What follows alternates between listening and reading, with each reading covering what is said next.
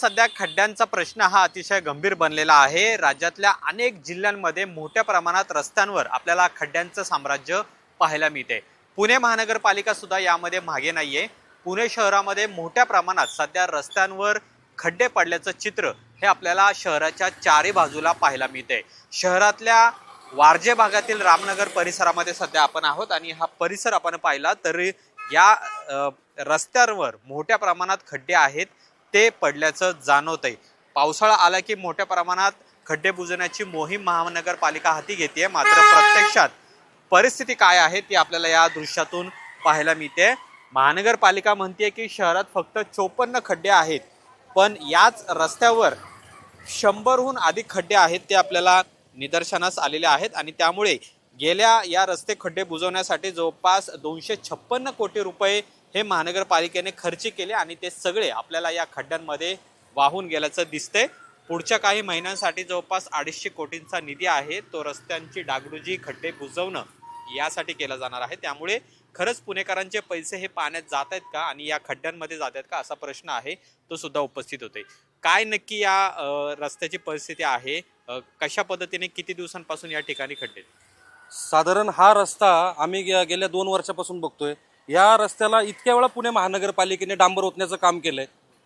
महानगरपालिका डांबर ओतते आणि दुसऱ्या दिवशी तिसऱ्या दिवशी त्या ठिकाणी परत एकदा खड्डा पडतो। म्हणजे या रस्त्याची जर माहिती घेतली तर आता जवळपास 2-1 कोटी रुपये या रस्त्यावरती खर्च झालेला आहे। मग हा गेला कुठं? सगळा हा वाहून गेलाय। या ठिकाणी आमच्या पुढे गेलं की इंडस्ट्रीयल एरिया मोठा आहे, त्या इंडस्ट्रीयल एरियामध्ये हजारो कंपन्या आहेत। म्हणजे फक्त खड्ड्यांमुळं लोकांचाच त्रास नाही तर या लोकांचे रोजगार या भागात उपलब्ध झालेले आहेत। कंपन्या दुसरीकडे हलवायची कामं चालू आहेत फक्त या रस्त्यांमुळे। तर अशी पुणे महानगरपालिकेची परिस्थिती आहे। आयुक्त साहेबांचं परवा आम्ही ऐकलं, आयुक्त साहेब म्हणतात पुढच्या 7 दिवसात हे खड्डे बुजतील। अरे पण 7 दिवसात बुजवायला मग तुम्ही याच्या आधी काय करत होतात? पुणे महानगरपालिकेचे महापौर मॅडम म्हणतात यंदा खड्डे कमी आहेत। अरे म्हणजे कशावरती निकष लावतात? 54 खड्डे शिल्लक आहेत। हास्यास्पद आहे पुणे महानगरपालिका। संपूर्ण शहरामध्ये 54 खड्डे, 200 खड्डे तर मी या रस्त्यावरती चालत चालत दाखवतो। म्हणजे एखाद्या नागरिकांना तुम्ही किती वेटीस जाणार आहात? पुणे महानगरपालिकेचं नियोजन शून्य आहे। अधिकारी जे आहेत, अधिकारी अतिशय गेंड्याच्या कातडीचे, यांना काही फरक पडत नाही। माणसांचे स्पेअर पार्ट असतील आणि गाड्यांचे स्पेअर पार्ट सगळे ढिले करण्याचं काम या वारजेमध्ये पुणे महानगरपालिकेतर्फे सुरू आहे। अशी परिस्थिती आहे पुण्यातल्या वारजे भागातला हा रस्ता आहे। या रस्त्यांवर आपण पाहिलं की शेकडोच्या संख्येने आपल्याला खड्डे पाहायला मिळतील। इथले काही स्थानिक आहेत, स्थानिकांशी आपण बोलूया।